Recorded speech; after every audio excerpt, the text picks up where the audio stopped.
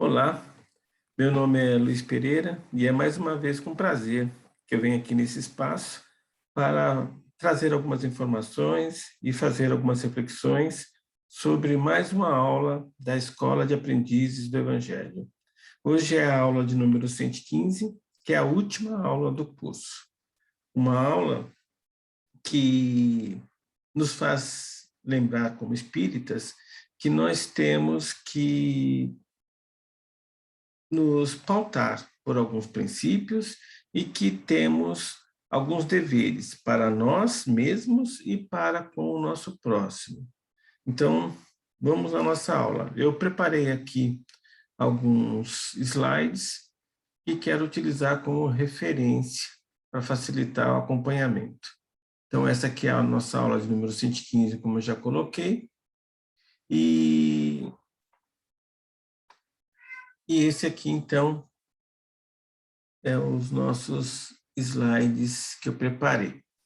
Começo aqui com essa tirinha, aonde eu quis, com essa tirinha, lembrar que nós, quando crianças, quando jovens,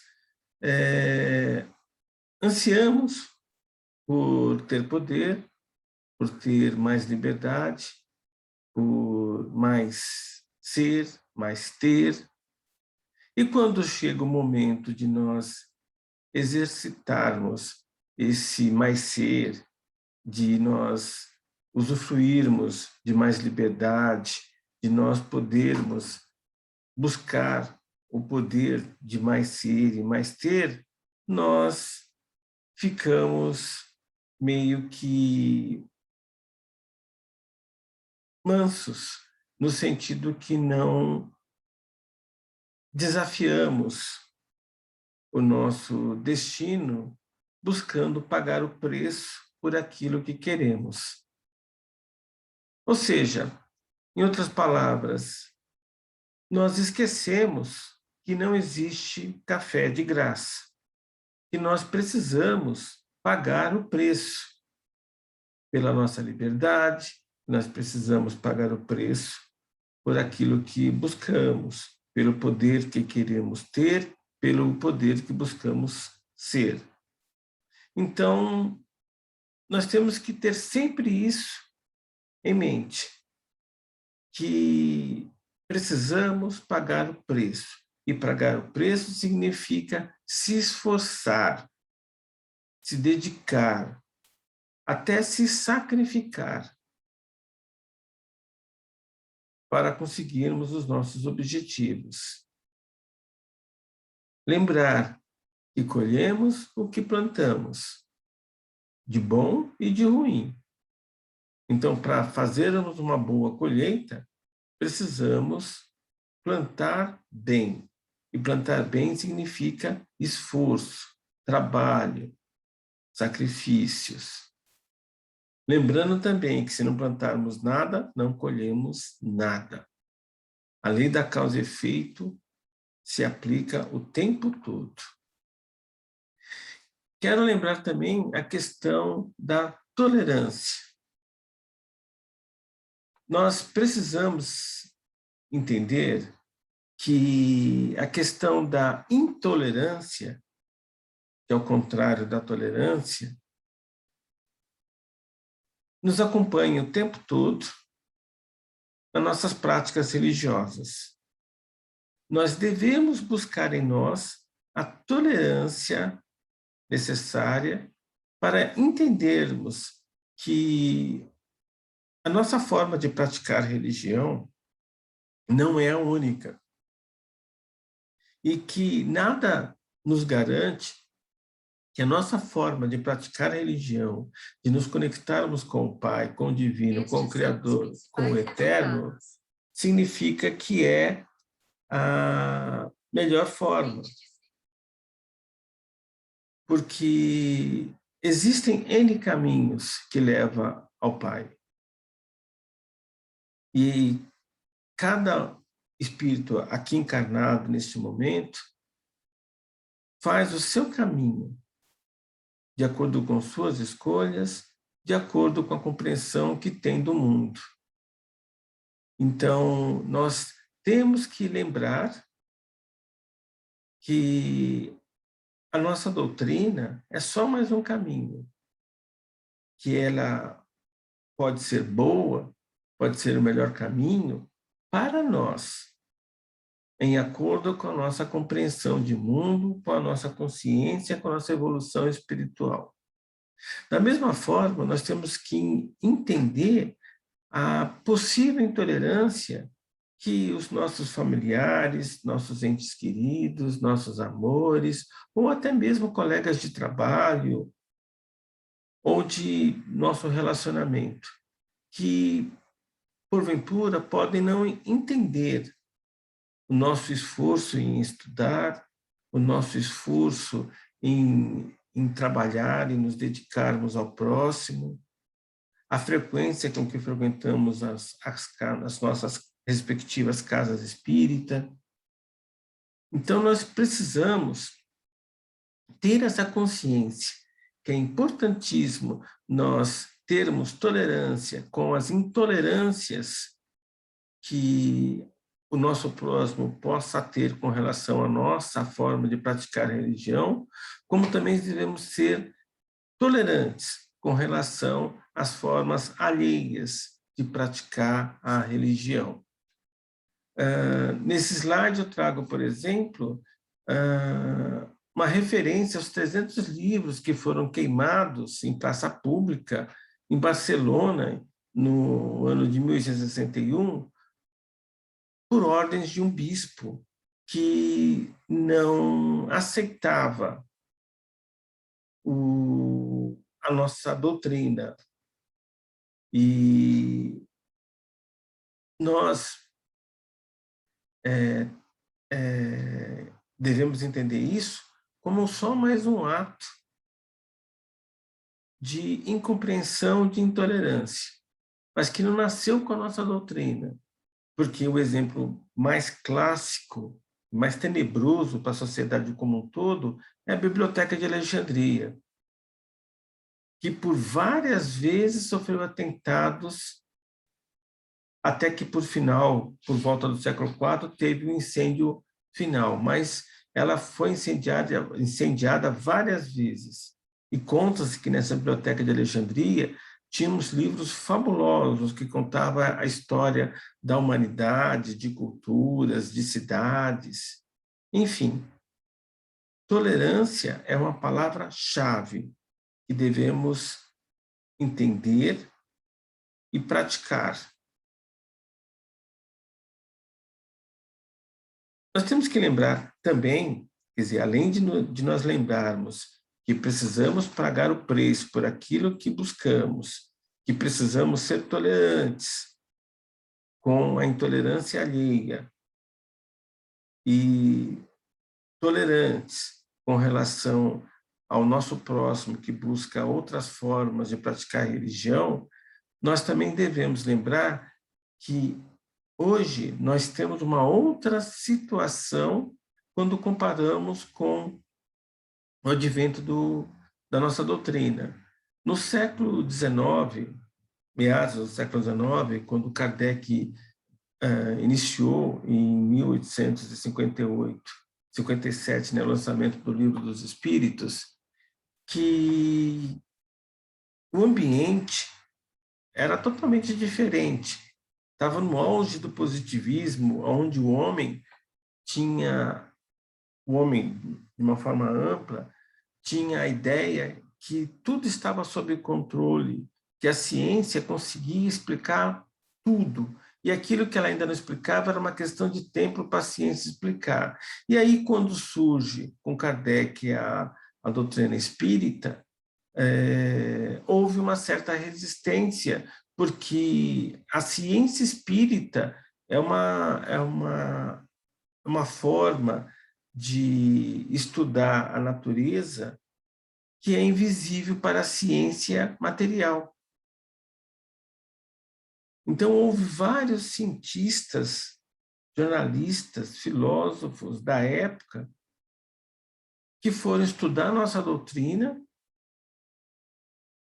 justamente com o objetivo de desqualificar, de desmistificar a nossa doutrina e acabaram com o tempo sendo convertidos. Rosano, Aksakov, só para citar dois grandes espíritas do século XIX, início do século XX. E hoje nós estamos num cenário completamente diferente. Hoje existe a liberdade de expressão, que na época de Kardec, então, tinha dificuldades, porque havia, né, como eu falei, o positivismo estava em vigor, existia uma série de preconceitos, como o preconceito ao trabalho da mulher, preconceito da mulher na universidade, preconceito com relação a gênero, preconceito com relação à cor. Lembrar que, quando a doutrina foi lançada, que ainda existia o escravagismo, né? Ou seja, homens ainda eram vendidos como escravos.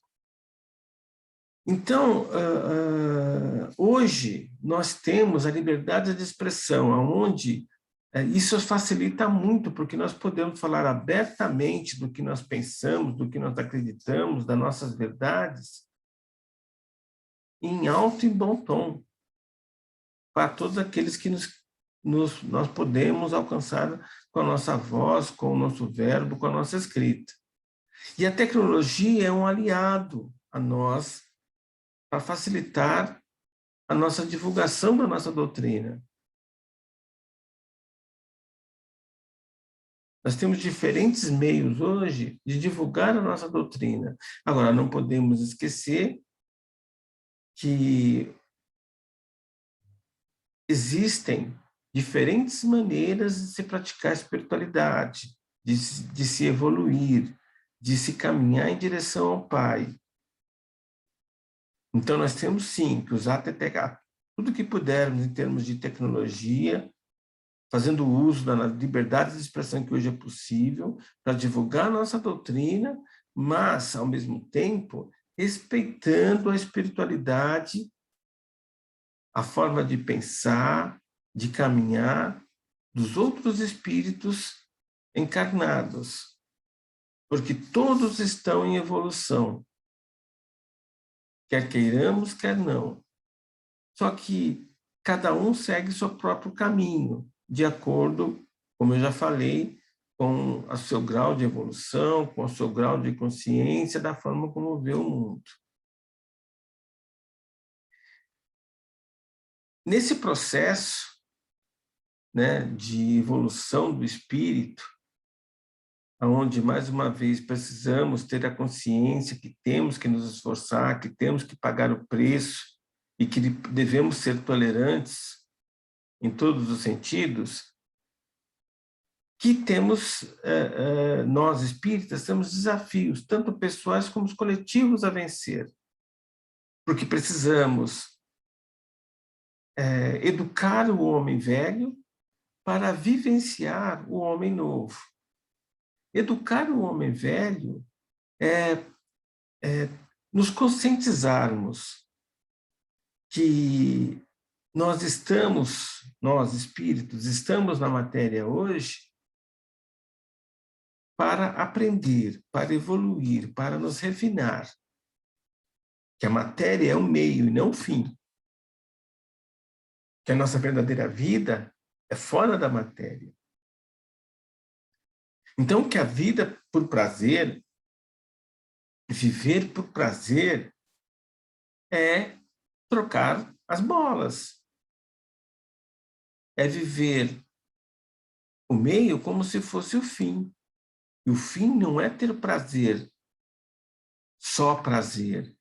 Viver por prazer, por comodidade, para ser feliz aqui. Porque o próprio Livro dos Espíritos nos diz que a felicidade neste plano não é possível de ser alcançada de maneira plena. E nós devemos ser possíveis, ser felizes, da melhor maneira que pudermos, mas que a felicidade verdadeira não pertence a esse plano material. Então, nós temos que nos conscientizar que a vida na matéria é o meio de refinamento, de burilamento, de evolução espiritual, para que possamos verdadeiramente buscarmos a nossa felicidade no plano espiritual. E que além dessa consciência, que a matéria é o meio e não o fim,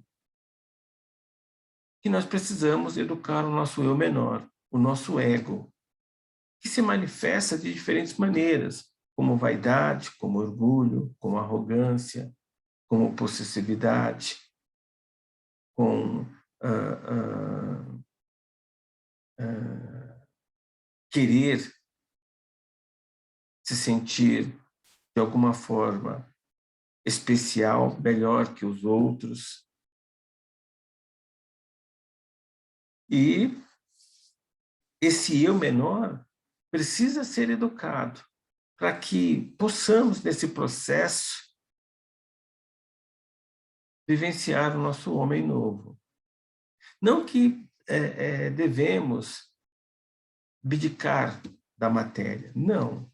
Nós devemos buscar os meios para que possamos ter uma vida na matéria que nos permita evoluir.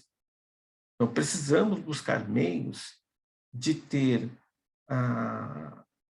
meios de nos alimentarmos as pessoas que dependem de nós, de termos um local que possamos nos proteger das intempéries, repousar, enfim. Nós precisamos, sim, da matéria, mas que ela não nos permita ficarmos reféns dela, de forma que qualquer tipo de luxo, qualquer tipo de ostentação, de excesso, é peso que carregamos na nossa evolução, só atrapalha. Nós precisamos ter o essencial para podermos evoluir. E o menor, o nosso ego, nós precisamos educar para ficarmos equilibrados. Para ir como um homem novo, né, buscarmos sem nenhum tipo de presilha material ou dificuldade em controlar o nosso eu menor, buscar o conhecimento. Porque o conhecimento nos traz poder. Lembrando que o conhecimento não é acúmulo de informação, simplesmente. O conhecimento é acúmulo de informação, mas processada.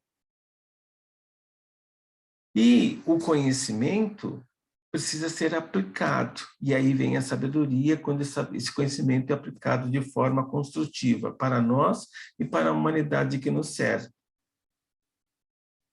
Como um homem novo, educar o nosso eu menor para que o nosso eu maior prevaleça. E praticarmos de maneira contínua o amor. Sermos bons, essa é a palavra. E sermos bons significa praticarmos o bem o tempo todo. Lembrando que praticar o bem não significa necessariamente sermos bons. Nós podemos praticar o bem e não sermos bons. Porque quem é bom o tempo todo. Então, pratica o bem o tempo todo, mesmo quando está sozinho. Mesmo quando está só com seus pensamentos e sentimentos. Ele pratica o bem, porque ele é bom. Agora, eu posso praticar o bem por uma questão de ego, de destaque. Porque eu estou com dor na consciência. Mas não sou bom. Então, praticar o amor de maneira contínua é ser bom em tempo integral, é ser benevolente. E aí, como homens novos, nós podemos usar as nossas casas como meio como instrumento, como meio de burilamento do nosso ser. Usar as nossas casas espíritas como uma forma de acelerar a transformação do nosso homem velho no homem novo. As nossas casas é o meio onde nós podemos ampliar nossa consciência, é o meio onde nós podemos nos reformar em espírito, é o meio pelo qual nós podemos praticar o amor. Mas é só um local de apoio. Nós não precisamos, nas nossas casas, em tempo integral. Porque nós podemos, a partir dos nossos lares, já começar o processo de expansão de consciência, estudando, lendo livros, vendo vídeos. Nós podemos, em nossas casas, começar a prática do amor, trabalhando para os nossos amores, vivenciando os nossos amores de forma prática.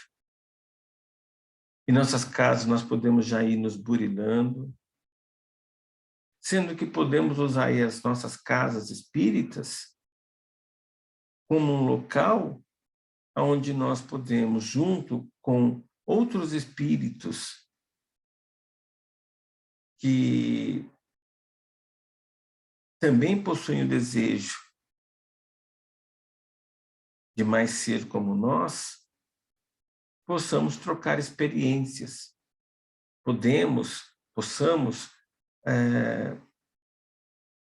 nos motivar mutuamente, trocando experiências, conhecimentos, valores.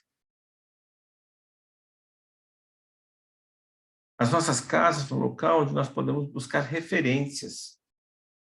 Se estamos realmente nos trabalhando, nos burilando, nos refinando, se estamos realmente trabalhando para o próximo, se estamos realmente buscando mais consciência. Ou seja, tudo começa e deve começar assim, deve ser assim em nossas casas, nossos lares. E nós podemos usar os nossos centros espíritas como referência, se realmente estamos caminhando bem. Então, não devemos encarar as nossas casas espíritas como os templos, como locais onde nós lá nos santificamos. Colocamos asinhas, auréolas e somos espíritos puros. Damos passe, fazemos trabalhos sociais, fazemos palestras ou assistimos palestras, participamos de cursos ou damos cursos.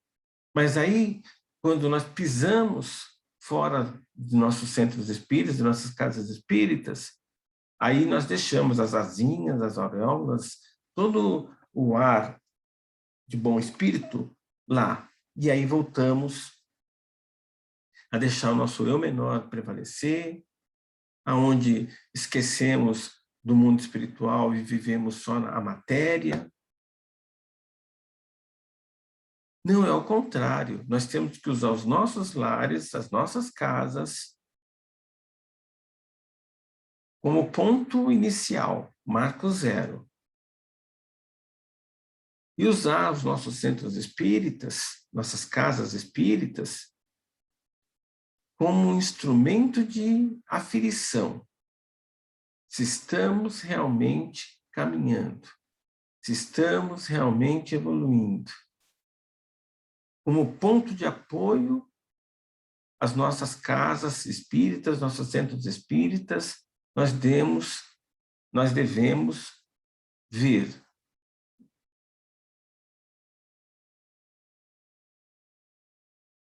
Porque se nós, em nossas casas espíritas, percebermos que nós estamos falhando na prática do amor ao próximo, na nossa reforma íntima, no nosso evoluir em consciência, então, quando nós saímos das nossas casas espíritas, que estamos na selva, no meio de toda sorte de espíritos, aí nós vamos nos trabalhar, porque nós temos uma referência de nossas casas espíritas.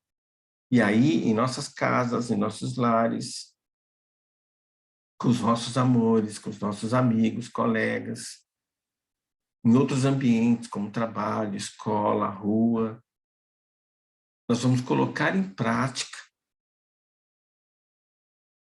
o que precisamos colocar para evoluir em espírito. Assim deve ser. Então, as nossas casas espíritas devem ser um local de aferição, se estamos realmente, através da ampliação de nossa consciência, adquirindo conhecimento e sabedoria. As nossas casas devem ser um local de aferição se realmente estamos trabalhando para o nosso próximo e se estamos realmente fazendo a nossa reforma íntima, trabalhando em nós. Ou seja, as nossas casas não é um local para fazer reforma íntima, para ampliar a consciência ou para fazer trabalho social e mediúnico. Também é, mas é um local onde nós aferimos se estamos fazendo isso fora de nossas casas espíritas. E devemos começar em nossos lares a praticar ampliação de consciência, a trabalhar o próximo e nos trabalhar. A escola de aprendizes do Evangelho, que nós temos acesso em nossas casas espíritas, é um local justamente para nos dar essa referência. Porque a escola nos traz a referência de Jesus, através do estudo do seu Evangelho, que foi visto, estudado, comentado, refletido em diversas áreas desse curso. Além disso, a escola nos traz diversas ferramentas que nos permite colocar em prática o trabalho para o próximo. Por exemplo, como as caravanas, por exemplo, como o Evangelho no Lar, por exemplo, como os trabalhos sociais. A escola nos permite trabalhar em nós, através das cadernetas, dos cadernos de temas, das aulas de vida plena. A escola nos traz uma consciência nova, através das aulas de ciência e filosofia, para que possamos ver o mundo de uma forma diferente. Então, a escola é o nosso primeiro instrumento que as nossas casas espíritas nos oferecem para usarmos como referência de evolução. Mas nós não evoluímos necessariamente só em nossas casas. Nós evoluímos quando estamos fora de nossas casas espíritas. Então, a ampliação da consciência é fundamental, porque nos permite entender o mundo, entender os outros espíritos, e à medida que ampliamos a nossa consciência, melhor entendemos o divino, mais próximos, mais íntimos estamos dele. O estudo, então, é fundamental, junto com a disciplina de fazer isso de maneira frequente, determinação, porque exige determinação, força de vontade. Precisamos refletir, porque senão só acúmulo de conhecimento não nos traz poder, é a reflexão que traz o conhecimento. E vivenciar, porque aí solidifica o conhecimento. De novo, para ficar bem claro, conhecimento não significa simplesmente acúmulo de informação. Conhecimento é acúmulo de informação refletida, pensada, vivenciada. E conhecimento também não é sabedoria. Sabedoria é o conhecimento aplicado de maneira construtiva para nós e para o nosso próximo. E nós devemos buscar a sabedoria o tempo todo, porque isso tem a ver com a nossa evolução em espírito. Trabalho social e mediúnico é trabalhar para o próximo. Nos colocar disponíveis para o nosso próximo. E isso, né, nos permite sermos espírita, vivenciar a nossa doutrina, não só quando estamos em nossas casas espíritas, mas quando estamos no meio da nossa família, quando estamos embutidos na sociedade, quando estamos, de certa forma,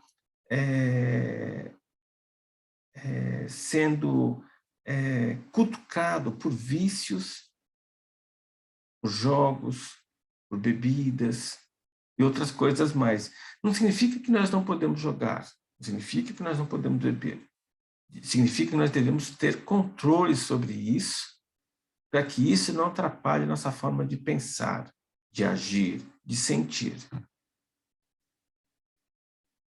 Nós devemos ser espíritas 24 horas por dia, tendo total controle sobre o nosso corpo, sobre o nosso pensar e sentir.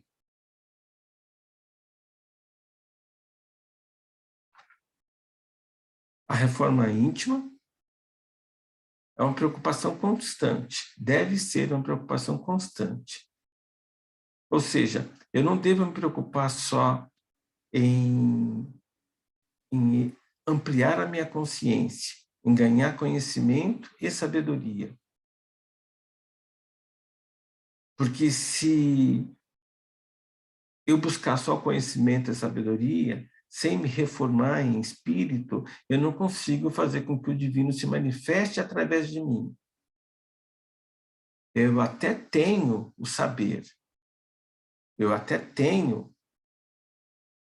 conhecimento de como fazer, mas se eu não trabalhar minha reforma íntima, eu não tenho o poder de fazer. Eu sei fazer, mas sem a reforma eu não tenho o poder de fazer. Falta força, falta energia para fazer com que a coisa aconteça. Então, eu preciso necessariamente da reforma íntima,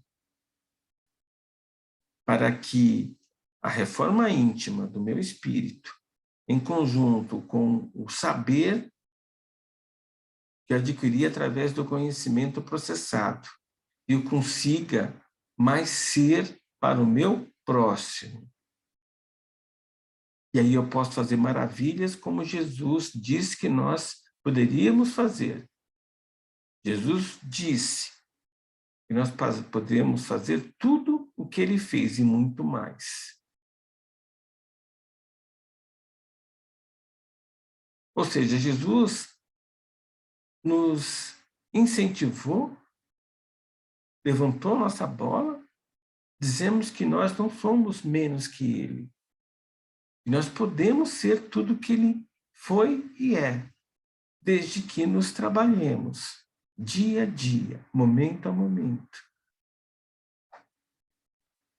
A reforma moral, né, tem a ver com a prática do amor. Ou seja, o amor é um sentimento. Mas não adianta só eu ter esse sentimento vibrando em meu coração. Eu preciso materializar esse amor através do meu verbo, através do meu agir, dos meus atos, através das minhas vibrações. Ou seja, eu preciso manifestar o amor de todas as formas que eu puder. E aí eu pratico a caridade, porque a caridade é isso, é o amor materializado, é o amor em ação. E pode ser através de um olhar, através de uma palavra, através de um ato, através de um abraço, através de um toque, através de um aperto de mão. Eu preciso, com a prática do amor, perceber a igualdade que o meu espírito tem com relação aos outros espíritos. Ou seja, todos os espíritos encarnados neste plano são irmãos, porque todos são filhos do mesmo Pai. Todos são manifestações do Pai, do Divino, do Criador, do Eterno. Todos nós estamos em evolução.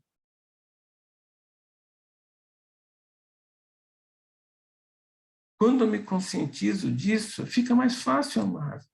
Que mesmo o irmão, que na minha visão, no meu julgamento, eu percebo em erro, mas como eu tenho consciência que ele é um espírito em evolução tanto quanto eu, fica mais fácil eu praticar o amor. Eu reconhecer que ele é livre tanto quanto eu, que ele tem a capacidade, que ele tem a habilidade de exercer o livre-arbítrio tanto quanto eu. E aí eu respeito esse meu irmão, porque ele é um igual e ele pode exercer o seu livre-arbítrio tanto quanto eu.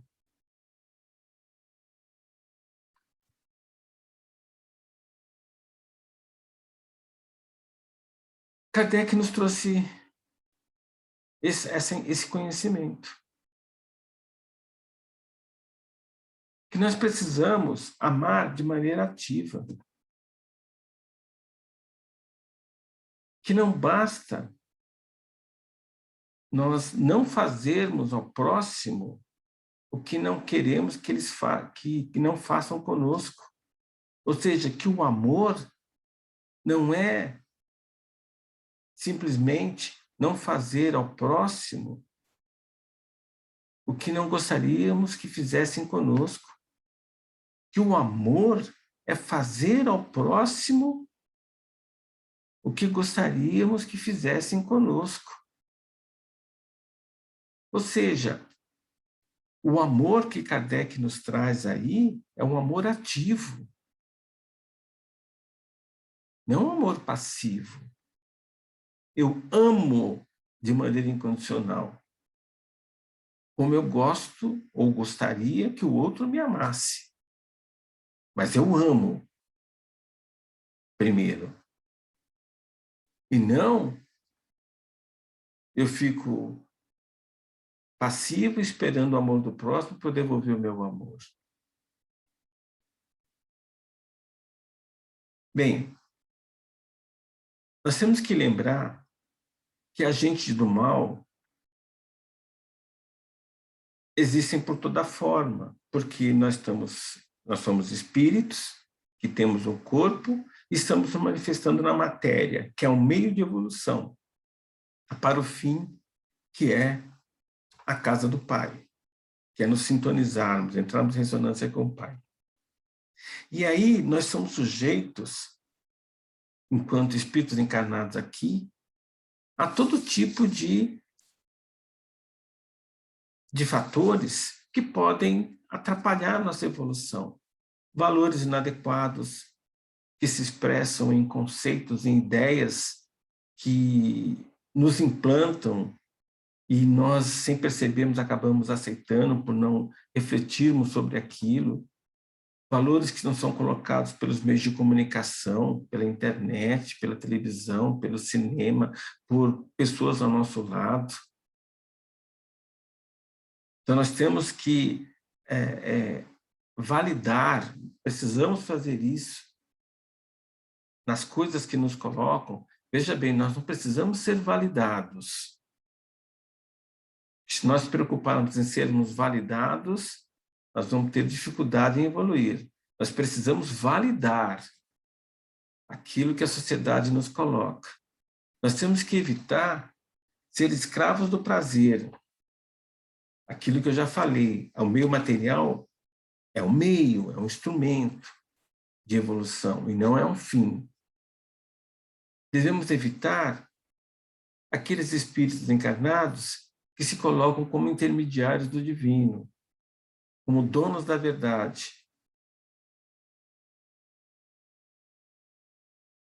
Porque, na verdade, todos os espíritos encarnados, em menor ou maior grau, estão em evolução como nós. Então, ninguém tem a verdade plena, porque todos são espíritos relativos. Eles têm a verdade pessoal deles, que nós podemos, analisando, refletindo, concordar em parte ou não.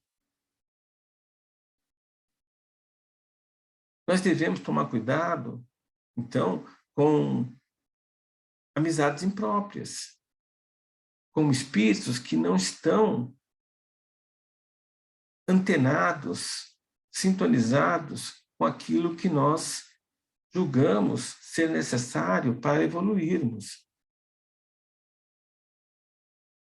Isso não significa que nós devemos simplesmente nos afastarmos desses espíritos. Nós devemos não gastar o nosso tempo com esses espíritos, mais do que o necessário. Porque a vibração deles, a sintonia deles podem atrapalhar a nossa evolução. E desperdiçadores de tempo. Nós temos que tomar cuidado com o uso inadequado dos meios de comunicação, YouTube em exagero, Netflix em exagero, jogos em exagero, prazeres em exagero. De novo, não podemos confundir nossa vida nesse plano como fim. É o meio de nos reformarmos, de evoluirmos em espírito. Então, podemos sim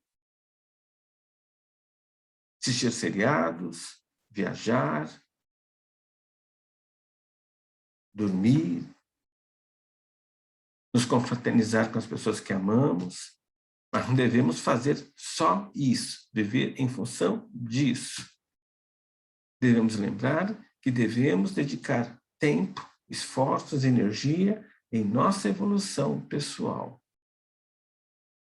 Os nossos jovens também merecem um enfoque, uma preocupação, os espíritos encarnados nesse plano que são mais jovens que nós, porque eles precisam ter uma educação formal, normal, né? Fundamental 1, 2, ensino médio, ensino superior, que isso forma e traz consciência, mas a educação formal não traz toda a consciência necessária. Por isso que a educação informal é importante. A educação social, a educação emocional, educação ética e educação moral. Que, normalmente, essa educação informal começa com a família.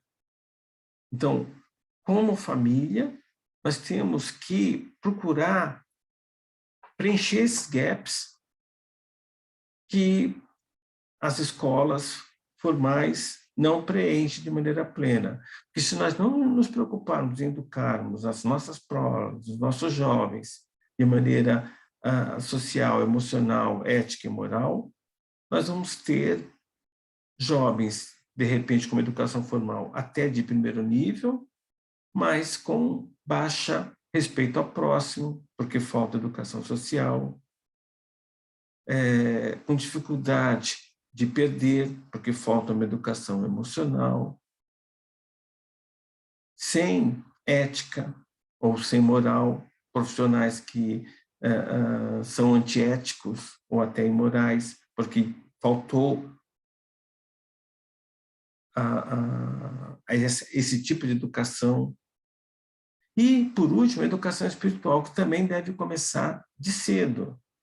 Eles entenderem que eles são mais que matéria, eles entenderem que são espíritos que estão em evolução. Então, em resumo, nós devemos nos preocupar com os nossos jovens, não só com a educação formal, que é fundamental, mas também, não menos fundamental, a educação informal.